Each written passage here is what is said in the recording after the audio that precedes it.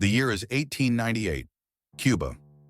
Lieutenant John Hawthorne, a U.S. Army intelligence officer, stood on the deck of the cruiser Olympia, inhaling the smell of burning and the sea.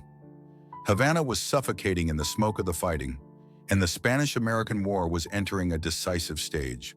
Hawthorne received a task to meet with the Cuban rebels and transmit the coordinates of the strike of the American fleet. Washington did not seek Cuba's freedom so much as its control. He crossed the bay under cover of night. Emilio Guerra, a sullen rebel commander with deep scars on his face, was waiting for him at the appointed place. He looked at the American incredulously. "Did you bring what we need?" John handed over the map. "Tomorrow the fleet will strike, and you will launch an attack from the land. Havana will fall." Guerra scanned the marks, then asked, "And then? Will Cuba be free?" Hawthorne knew the truth, but all he said was, "The main thing is to win. The decision will come later." Guerra nodded, but suspicion was already shining in his eyes. The year is 1898, Manila. Admiral George Dewey read the reports.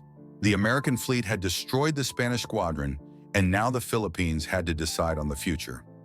It would seem that the local rebels, led by Emilio Aguinaldo, would become allies of the United States, but they dreamed of independence. Captain Graves entered the cabin. "Aguinaldo demands guarantees that the Philippines will not become an American colony." Dewey sighed. "Tell him that the United States will help expel the Spaniards." "That's true. For now." Graves nodded silently, realizing that politics would change after the victory. The year is 1899, Washington. The newspapers enthusiastically trumpeted the victory. Cuba, Puerto Rico, and the Philippines were under the control of the United States. But there were other games going on the sidelines of the government. Cuba gained nominal independence while remaining under Washington's influence. Puerto Rico became an American territory, and an uprising broke out in the Philippines. Yesterday's allies were now fighting against the Americans.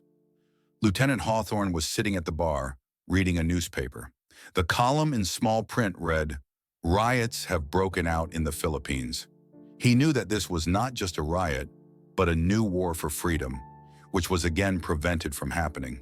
He raised a glass of whiskey to his lips and muttered, "Winners are not judged, but what if victory is just a new prison?"